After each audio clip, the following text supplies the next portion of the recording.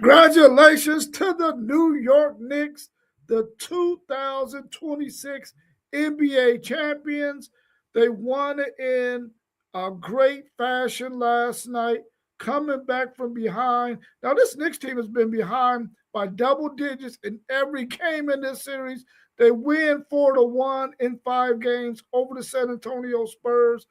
What a magnificent performance by the New York Knicks. Great defense in this game.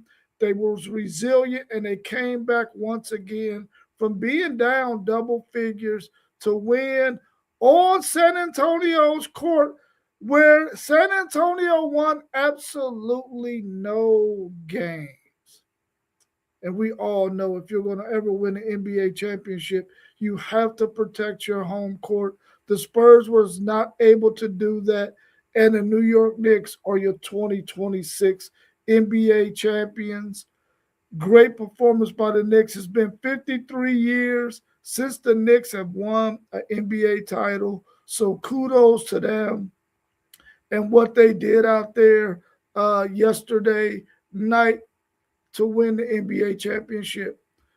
Going forward, I'm wondering what is going to happen with the Spurs team. Are they going to send some guys packing? I really feel like that San Antonio Spurs team, and I'll talk about the Knicks here in a minute. I really feel like that San Antonio Spurs team really has to take a deep look at getting some veteran players on that team. Now, I know they got DeAndre Fox, but I think he's a movable piece that they will probably send somewhere else, maybe in the sign or trade or something of that magnitude, and try to get some veteran players on that team, especially a veteran big guy who could help Wemby out, especially with the rebounding and the defense down in the paint, to help him take on some of those big bodies that he had to face against the New York Knicks. So I think that's definitely going to be a move that the Spurs are going to make in the future. But kudos to the Spurs because they defeated the defending champion OKC Thunder when they played them in the Western Conference Finals. But I really feel like the Spurs are going to have to make some kind of moves and get some other pieces, especially some veteran pieces that can help them down the stretch. Because I think the thing that hurt them was the fact that they are so young and they just did not have a veteran presence out there on the court that can lead them, especially when they had some decent leads that they gave away in every game in this series. Like I said earlier, they was up by double figures in every game in this series, which shows that they're a really good team. They just don't have the veteran leadership to close out games. And if they did, we probably would be saying a different thing about this series. It might be the Spurs winning in 5 as opposed to the Knicks. But give all the credit in the world to the New York Knicks. They won this year's championship in 5 games, winning every single game on San Antonio's home court, which is amazing to me. Um, so kudos to them. Brunson really in that second quarter really put that Knicks team on his back and brought them back before halftime. And then, of course, the Spurs in the third quarter, they took a sizable lead. But New York doing what New York does, they understand that playing against the Spurs, they're never out of it. All they need to do is keep fighting and clawing, and they'll eventually get back in it. And they did just that. I really like this Knicks team. Do I think that they will make some changes in the offseason? Um, Probably so. I think there's going to be some guys who probably want to go and see if they can get some runs somewhere else. I don't know if any of their starting 5 would do that. I think all of those guys are going to come back. Hart definitely needs to work on his offensive game, at least to be able to knock down those open shots. He's a really good defender. He's a really scrappy guy who hustles a lot, but he got to get to the point where when teams start to on the offensive end, when the Knicks got the offensive end, he got to figure out a way to be somebody that the other team does not just lag off of. He's going to have to be able to knock down shots. And that's an easy thing for him to do. All you got to do is work on it in the off season and get up as many shots as you can, get a nice form, a nice rhythm, so that when teams do face your New York Knicks next year, you'll be able to show teams that you can knock down that 3-point shot. And I thought the Spurs probably in instances in this game was shooting way too many threes. A lot of times when you get that wide open three, I know you got to take it, but there are times when you need to step in a little bit and just get the two, or maybe you need to create a situation where once you get that guy coming out there charging to try to contain you on that three, that you can get around him and get a bucket and try to do that before the shot clock is nearly over. And I think the Spurs probably would have had a chance to win some of these games because in all of them, they got a little bit too happy with the 3-point shot. But kudos to the Knicks for what they were able to do.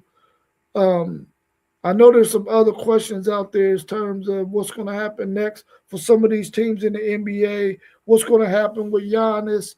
What's going to happen with LeBron James, with Kawhi Leonard, and some of those players?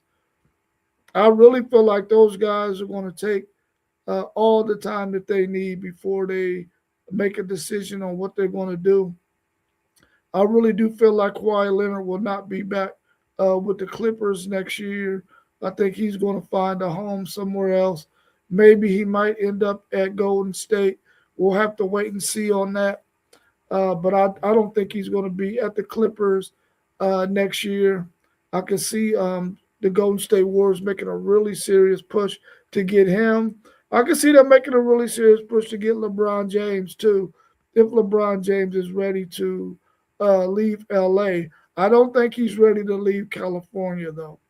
I really do believe that the way he has marketed himself, California is the place that he needs to be. Really, the Lakers is the place he needs to be, but I don't know if the Lakers are going to take any more time with LeBron James. Even though he still can get them the numbers that he's able to get them, it just defensively, he might just be a liability, especially when you got some other defensive liabilities on that team, especially when you get a healthy Luka back. He's going to be a defensive liability. And to have two of them out there on the court, especially when you get into the playoffs, can be a little bit detrimental to your team because teams, once they get to the playoffs, you really start to see teams pick up their defensive intensity, much like we saw in this year's playoffs, much like we saw in this championship game, and much like we saw in the Eastern Conference and the Western Conference championship game. Someone wants to know about Boston and what they might do with their big two, Jason Tatum and uh, Jalen Brown. I don't think they're going to do anything. I think they're going to keep both of those guys and give Tatum enough time to get 100% healthy and see what those guys can do for another year. If I was Boston, I wouldn't move any of those guys, but I would try to get me another piece in terms of somebody in the paint that can be a rim protector and also play on the defensive side of the ball against other bigs and have some bodies that you can throw at them. Because I think they have enough guys who can score. And you saw Jalen Brown really lead this team while Tatum was out. So I don't necessarily see Boston making any moves. We'll see how well they do and what kind of pick they get in the draft. But you can't count on a whole lot of young guys when you're drafting 25 or later. Those are guys are more or less guys who you're gonna have to get some time to develop. In terms of the Philadelphia 76ers, I really wish that they were able to move Joel Embiid. I don't think that's going to be the case either. I think they're going to have to hold on to Joel Embiid. Um, Maybe if he comes out red hot, they might be able to find a suitor for him who might be willing to take on that contract, but I doubt it very seriously. And maybe Joel Embiid doesn't want to move on either. So I don't know what's going to happen with that situation. Do I think Giannis will end up at the New York Knicks? Will they make a pitch for him? I don't see why they should. I think they have a really good team right now, and I think whenever you win a championship, you don't want to do too much to that team unless you lose some pieces that you need to replace. So I don't think the New York Knicks are going to go after Giannis. I'm quite sure that somebody in the East will make a pitch for Giannis. Hopefully, he's willing to leave a small market like Milwaukee and go someplace else. But I'm not sure where his destination would be. But we have to wait and see on that as well. In terms of the in the NBA draft, who do I think will be the first one drafted? It may have to be Debanza. I think he'll probably be the first one off the board, and then maybe another one of those guards, maybe the guard from Kansas, and then you'll get to Cam Boozer and some of those guys. But I'm really anxious to see where Dylan Swain goes from Texas. I think he'll be somewhere between 15 and 20, but I'm gonna be watching that pretty closely. He's a Columbus product who went to Afrocentric High School, who played at Xavier for a few years and then transferred to Texas this past year, going with Sean Miller over to Texas and had a really good season this year. So I'm gonna be watching closely to see where he goes. Hometown guy here from Columbus, Ohio. So I'm gonna be checking on that. Uh, what do you think about Harper at the Spurs? Do you think he'll be in the starting rotation next year? Yeah, he has to be in the starting rotation next year for the Spurs. The Spurs are one of those teams that I feel like they're one of the greatest organizations in the NBA, and they'll do what they need to do to stay relevant. Now they were down a couple of years, and once they did what they did in the draft, which they drafted really well, they got Wemby and they got Harper and some other guys. They're going to be really, really good. Harper is one of those players that he is his game. You're starting to see it develop. You see he's developed the floater when he get into the paint. You've seen him develop his three shot is getting a little bit better. And I'm quite sure it's going to get better next year as well. But I think he's a guy that can get anywhere on the court that he wants to get.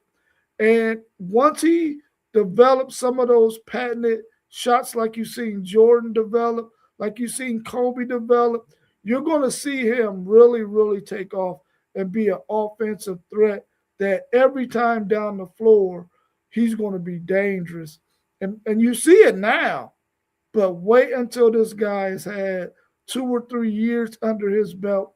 He's worked out with some veteran guys who are showing him some of the tricks of the trade, and he develops one of those patented shots like we seen Kobe develop, like we seen LeBron develop, and Michael Jordan develop, and you really gonna see this guy really take off.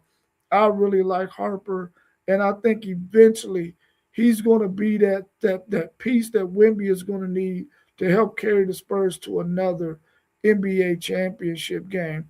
I really do like him. Do you think Wemby choked in this series? Man, I mean, Wemby made some mistakes in games, but remember, Wemby is only in his second year, maybe third year in the NBA. He's still a young guy. He's only, what, 20, 22? So, I mean, he's still a young player who is learning to play the game inside the United States. He's not playing the overseas game anymore. So his game is still going to have to evolve a little bit. Do I think he choked? No, I don't think he choked. I think whatever you got five guys on the court, he's not to the point where, Kobe and them were, they weren't at this point either after 2 or 3 years in the league. So it's going to take him another year or two, and he's going to be way better than what we see right now. he to me, I still think he's probably the best player in the NBA in terms of everything that he could do, from the size he is and the shot blocking and the athleticism and stuff he has. He can bring the ball up the floor. He can do so many different things. I just think after time, he's going to develop some things, and he's just young, and he's with a really young team. If he had another veteran piece there with him, I think you wouldn't have seen Wimby make some of the mistakes that he made. But he probably felt like everything was on his shoulders, and he had to make everything click in order for them to win. But you go look at some of the other guys out there on the court, they were missing a lot of wide open shots. Champagny, uh, Vassell, Castle, those guys, although they played well, they weren't knocking down shots, and they expended a lot of energy, especially in that game five, defensively in that first half. Those guys were playing some really serious defense.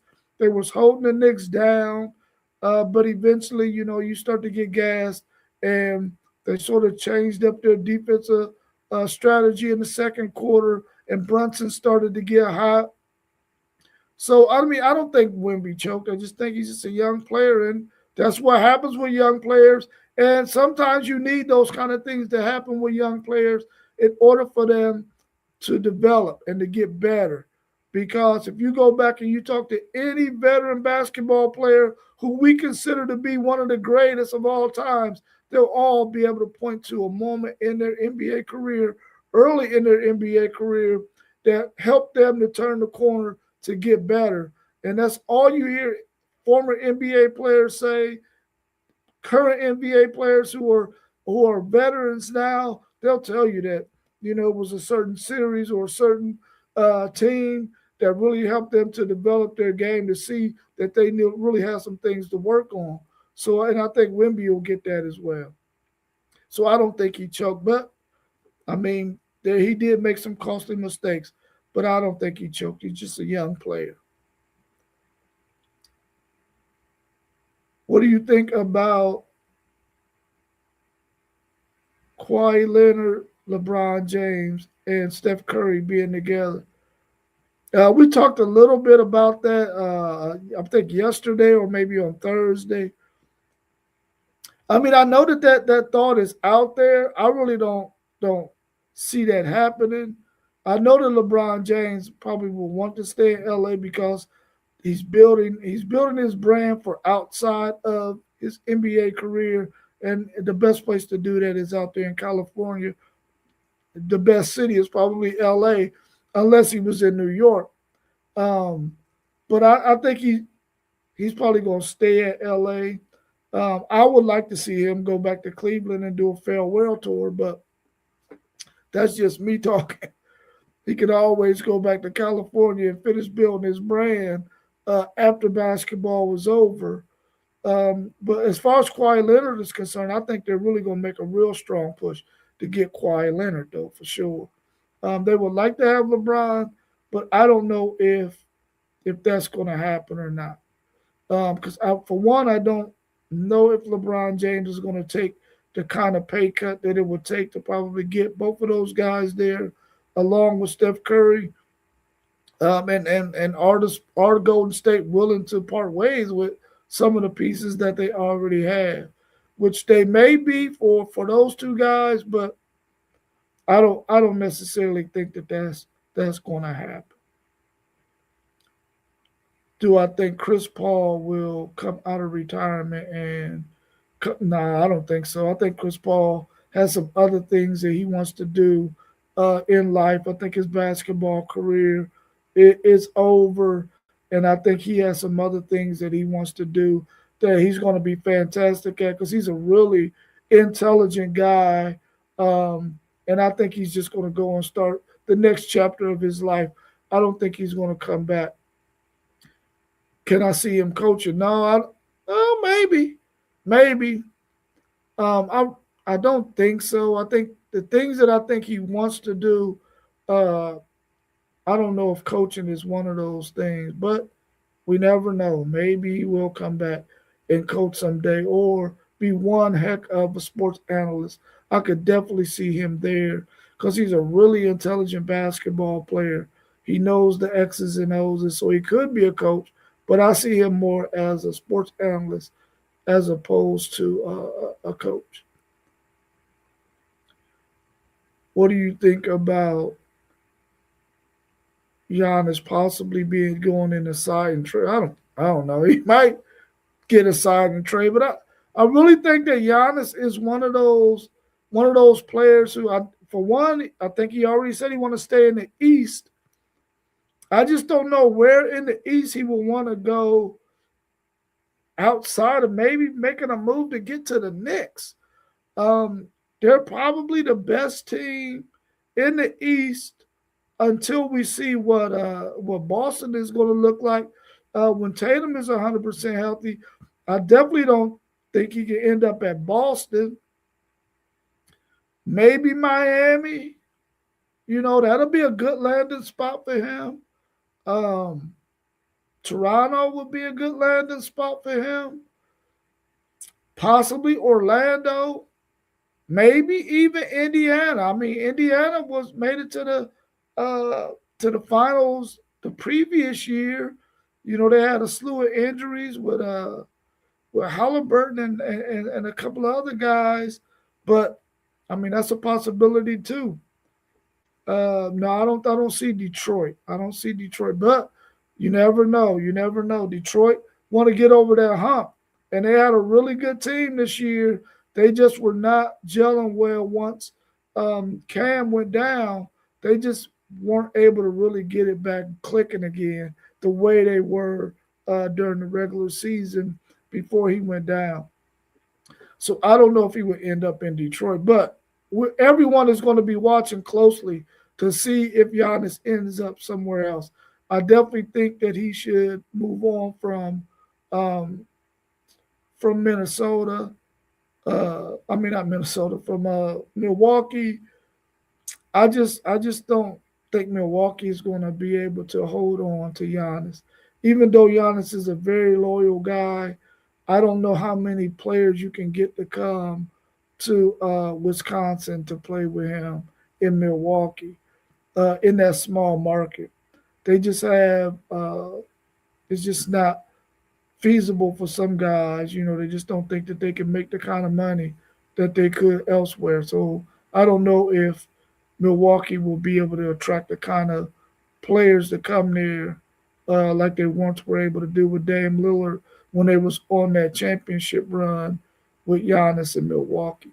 So I think it's time for him to part ways, and Milwaukee can go ahead and rebuild once he takes off. Let me see if we got anything else out there. Is this NBA related? Nope, nothing else out there. What do I think about the World Cup being in the United States? I mean, I think that is unbelievable. I kind of wish I was in position, like I said yesterday, to be able to go to the World Cup, or if I was paying attention to it close enough, I probably could have went. But of course, that's not the case. But I like the fact that it's here. I hope that it doesn't take another 30 years for it to come back. We all know that it's every 4 years. So I don't know. It might be quite a while before it comes back. But I'm one of those people who, in certain situations, might be a little bit, might be a little bit greedy and selfish. That I would like to see the Olympics in the United States maybe for every 4 times it is presented. I think one of those times it should be in the United States of America for some reason. I'm just being a little greedy. So every 16 years, when you got those Olympics or you got the World Cup, I think 1 out of 4 should always be in the United States of America. Just being greedy, but I would like to see that happen someday in the future. I'm quite sure they can negotiate that, but you know, just being greedy, I wish that they were in the states once every 4 times that it comes up. in those 4-year periods. What do I think about college football and the possible 24 team playoff? I think it's going to be inevitable at this point. I really do believe that once you got three of the conferences feeling like that's the direction they want to go, I think that's going to happen. It's going to probably kill uh, conference championship games, which I'm okay with that being the case. I'm not that high on conference championship games. At least I won't be as high on them if Texas can win the SEC championship this year. Once Texas wins the SEC championship, then I want it to go away. But until then, I want them to have that on their resume. Just being selfish again. But I don't mind it going away. It's becoming a game that at one point in time, conference championship games were phenomenal. You loved seeing who was going to be the conference champion. Players loved it, coaches loved it. I think now that you got this college football playoff, it's becoming a little bit less meaningful. So I can see uh, everybody thinking to themselves, listen, the championship of all championships, which is the national championship in college sports, college football, you would rather win that than have a conference championship, even though you want to have that on your resume too, especially if you can win both of them that year. But I think with 24 teams, it'll go away. Um, but I do like an idea that where if you're going to have 24 teams and the first 8 teams are going to have buys, then I'm okay with those. The higher seeded teams out of those last 9 through 24, the higher seeded teams who have the home games, I like the idea of those being bowl games as well. That whatever bowl game might be affiliated with that game, they come into that city where that the home team is at, and you have all your bowl game festivities there. Even though the ticket sales might be lopsided, you're not worried about that. You're just worried about a sold out stadium and money to be made. And I think that bowl games, especially some of the bowl games that are lesser named bowl games, if they're able to still stay in existence by playing in this 2014 playoff, I think they can make more money for one. Because if you look at last year's rankings and the teams who were 9 through 24, you would get some really good games because you would have Michigan hosting a home game. You already know that stadium's going to be sold out. You would have had Texas hosting a home game, USC, BYU, Notre Dame. All of those teams would have been hosting a home game. And if you attach a bowl to it, that would have been unbelievable. That bowl would have really been able to make a lot of money. You would have been able to come in and celebrate those two teams. You would have been able to celebrate those players, those coaches. I think that would be a phenomenal idea because we don't want bowl season to go away. And I think that's a way that bowl season can really become really, really solidified again because you're matching up two teams in a playoff that they're trying to win. They're not going to. They might be a slightly outmatched, but it's still going to be a really good game. And we all know that if you have one of those down games, you could get beat. Because we know in the regular season, even though teams are playing at home, if a really good football team come in there and plays hard and plays gritty, and you don't play up to par, there's a chance that you can get beat. And I think that's a really good way to keep the bowl games a lot more relevant than what we see them now. Even though we watch these bowl games and how they got them paired up with the however you fall in your ranking with the ACC and the Big 12, those matchups, or how you ranked in the SEC and the Big 10, those matchups, how they match up those already. based on the whole bowl schedule, I think that if you went to 24 teams, which I think eventually they're going to go to that, because it seems like the only conference that's holding that up is the SEC. But eventually, they're probably going to uh, uh, give in as well.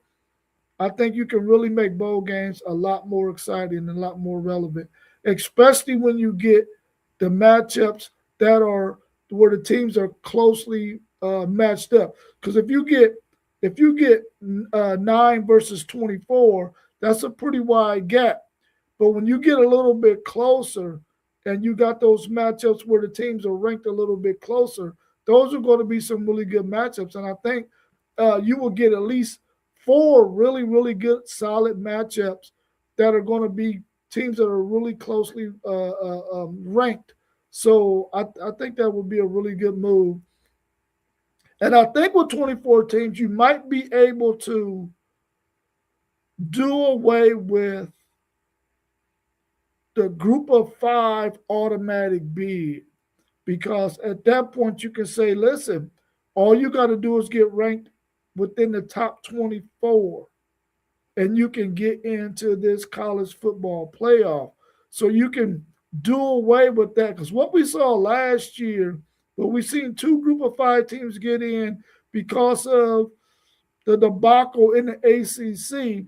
I don't think anyone ever wants to see that again, and I already know they're going to put some things in place to keep that from happening again. But with 24 teams, you can possibly get two group of five teams who can get in there, because I feel like you can get two group of five teams that can get inside the top 24 and be two of the top 24 teams that the committee will think should be in this college football playoffs. So it might be better for them that it goes to 24, because it can almost guarantee that you can get two teams from the group of five, as opposed to staying at 12 or 16, where you're probably only going to get that one automatic bid unless something happens like what happened in the ACC this year, which I don't think that's ever going to happen again. They're probably going to do away with that. But if I was on the committee or I had anything to do with the decision making in college football, I would give a group of five their own tournament, their own championship criteria, to where they can go play each other, and the best group of five team, much like you see in Division 2, Division 3, and so on and so forth, and let them have their own division a tournament that they can play in. But sometimes you just have some group of five teams that are really, really good. And like in the case of that Boise State team, who when they made it to the college football playoffs with Genty, they weren't good enough to play with those teams that they were playing. They're going to eventually play against, but they played Oregon really well that year, and Oregon was undefeated at the end of the regular season, and was the Big Ten champion that year. Um, so I think there's going to be certain situations where those teams are going to be good enough to get in the college football playoffs, but I would like to see them have their own. What do you think is going to be the final outcome for Brendan? So right now, I mean, he's just going to serve that 2-game suspension, I guess, and get to play the rest of the season. What's more interesting to me is I want to see what is the backlash going to be from all of this when it relates to, okay, this guy admitted that he gambled, but he's still allowed to go to another court to get reinstated. It's really going to come down to what we hear a lot of these coaches and a lot of these conferences saying. Congress is going to have to say, listen, you cannot go to your local courts to get these things overturned. They're really doing the NCAA an injustice. I think the NCAA wants the do what's right. But if Congress is not going to give them the authority to do what's right, then I think all the conferences need to come together and they form their own, uh, policies and rules that's going to govern them. Because if not, then we're going to continue to have the mess that we have right now. And as a college football fan, I don't want it to get to the point where, as fans, we decide, man, listen, I'm tired of the BS. I'm just going to not watch college football because it's almost like in a peaceful protest. I'm going to boycott them until they get this thing together. Because right now, what we're seeing is it's just so messy and so ugly that you don't like that for a sport that you love. And so hopefully Congress will step in and say, listen, these are the rules. If you break them, this is your punishment, and you can't go to any local court to get it overturned. And in the case of Brandon Sorsby, I really feel like I was hoping that Texas Tech was going to take the high road on this and just be like, listen, man, you gambled, you did this or that, so you're not going to be able to play here at Texas Tech, and his college career should be done.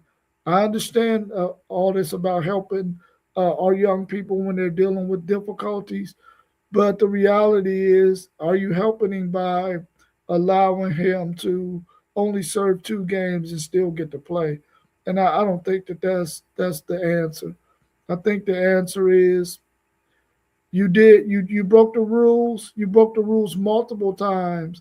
So this is your punishment. And we understand that maybe you have a gambling disease, but addiction.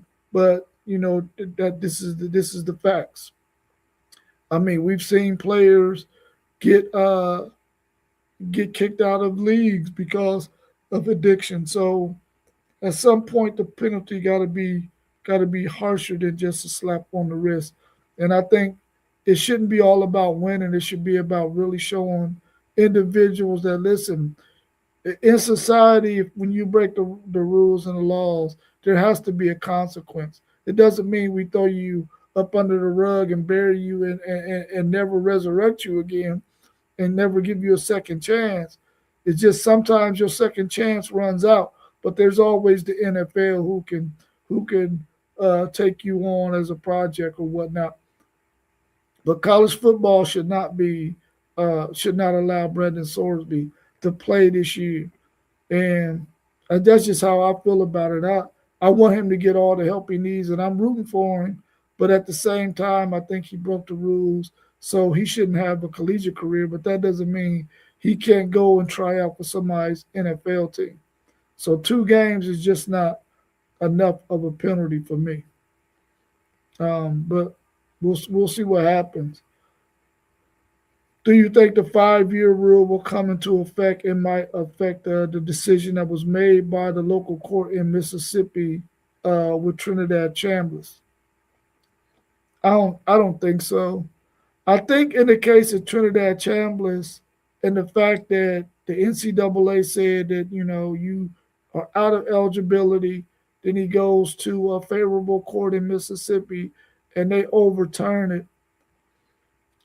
Um, I don't want to sound hypocritical here, but I feel like if the NCAA says and they looked at all your paperwork and they said, "Oh no, your eligibility is out," then it should probably be out.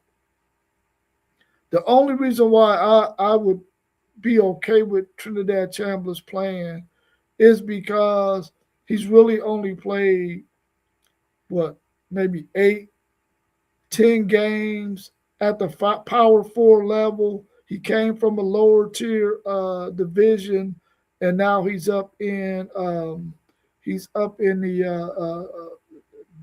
highest level, which is the Power Four. I'm okay with him playing because it's not like he's extremely old. So I'm okay with that. because I don't know all the circumstances behind his eligibility and the fact that maybe he came from a JUCO or whatnot. So I'm okay with that because I really want to see Trinidad Chambers get a chance to perform in the SEC again this year. But if the NCAA says, "Hey, man, your eligibility is out," then I side with the NCAA on this eligibility being done. But I do really want to see him play again at Ole Miss, a team that Texas plays this year at home. I definitely want to see him play against Texas, but we'll have to wait and see. I mean, I think the 5-year rule is probably going to be in effect. Um, it's going to go on the books, but I don't know if it's going to take effect in 2026. But I would like to see it take effect as soon as possible because I think we've gotten to the point where we got some people playing 8, 9, 10 years of college football, even though a lot of those guys have been injured throughout their career. I just think that, once you get to be a certain age, your body is already way more mature than these 18, 19-year olds, 20-year olds that you're playing when you're 25, 26, 27. So I would like to see that age barrier be there as well as along with you got 5 years to play your college athletics, and after that, regardless of injury or whatnot, your time should be up. Um, Probably even if you're going on a Mormon mission or you're going on a military mission, if you reach that age threshold, then maybe your career should be done too, even though you might only play 3 years of college athletics, and then you did your mission or whatever, which I don't think they do that until after they're done with their collegiate career. So I don't know. Like in the case of Sean Bradley, I think he finished at Brigham Young playing basketball. Then he went on his Mormon mission, and I think in the case of Dave Robinson, he finished his his uh, college career at the Naval Academy. Then he did his military commitment. So, and then they turned pro after that. So if you turn in pro after that, then that's fine. How do you feel about uh, college players who have played pro sports overseas coming and playing in collegiate sports here? We talked about this on other times as well. I really feel like if you're a certain age and you played professionally in your country or overseas, once you get beyond maybe 19, if you're like 20, 21 playing overseas, playing pros, and then you get to come over here and play collegiately, I don't think that's fair.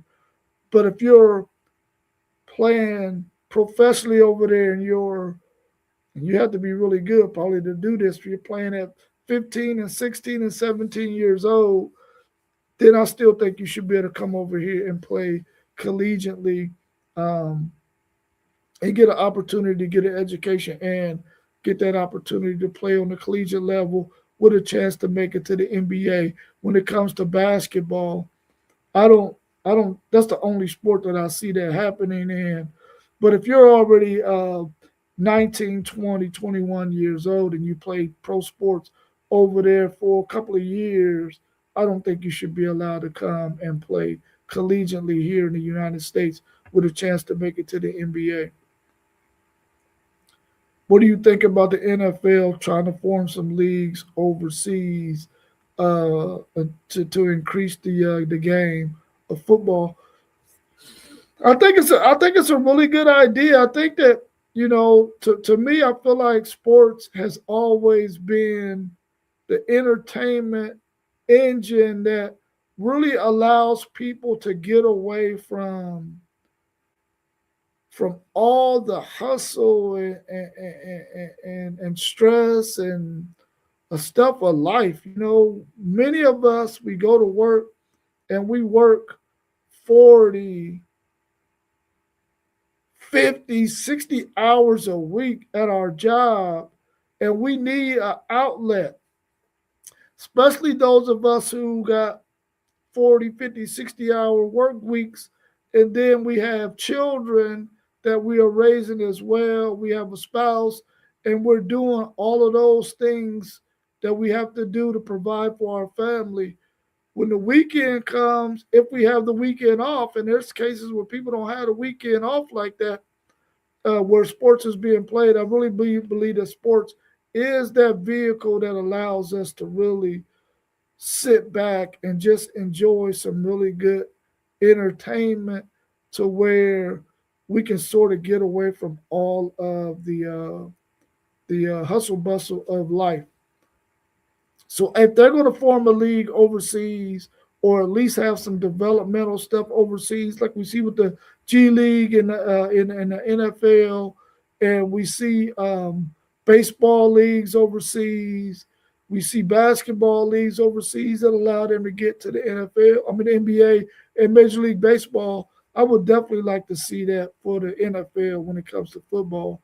And there's a lot of players that we're starting to see now that are coming to the United States. Their families are coming, and their children are in their teens and they're in high school, and they're starting to pick up on the game of football. But if we can introduce it to them earlier while they're still in their country, then when they get here, they might be a little bit better developed if that's a path that they want to go on. Because I think a lot of times, those of us who really think on a higher level when it comes to academics and sports, we really want our children to be as bright and as knowledgeable as possible.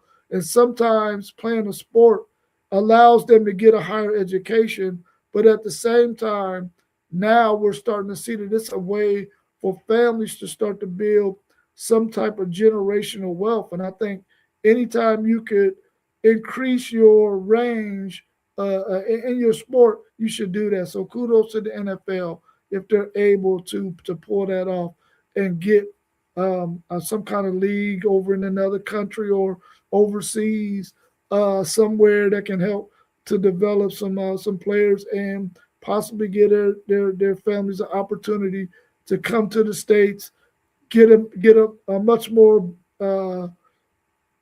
I ain't gonna say a better education because I don't know what everybody's educational system is like in other countries. Um, but be able to come and get the experience that you would need to have to be successful in your sports career and in your educational career. So I'm all for that. Let me see if we got anything else out there. We talked about that the battle between Watson and Shador Sanders. So if you go watch our video from I think Thursday, you'll be able to catch that. But I think that they're going to start Watson because he has the big contract. So I think they're going to put him on the field. Eventually, if he doesn't play so well, Sanders will probably play the second half of the season, though, in my opinion. All right, well, that's all I have. I appreciate everybody for tuning in and sitting here with me today as we talk about the Knicks. Congratulations to them and their victory over the Spurs 4-1 and winning that NBA title after a 53-year layoff from winning the title. Congratulations to the New York Knicks. Thanks everybody for tuning in. Make sure you check out all of those channels scrolling across the bottom, and please hit the like button, subscribe to those channels, and continue to support us so we can continue to bring you content. You know, a lot of our schedules are starting to get a little bit busier during the summer, but we definitely want to be able to bring you content as often as possible. So check us out on Sunday mornings at 9 a.m. like we are right now, Tuesday at 7:45 p.m., Thursday 7:45 p.m., Wednesday 7:45 p.m. with my man Mossberg, and he does a lot of interviews with a lot of former athletes. He got one that he's working on right now with Bonzel Johnson, who was a great boxer here out of Columbus, Ohio, who also coached a lot of really good boxers and who also was a really, really talented boxer from the past that we all know very well. So hopefully he'll have that all planned out soon so we can get Vonzel on. A really, really good guy. And also we have show on Saturday mornings at 10 a.m. Once college football season start, that time might change. But right now it'll be 10 a.m. So thank you all for tuning in. We appreciate you. We were in the building and now we out. Peace.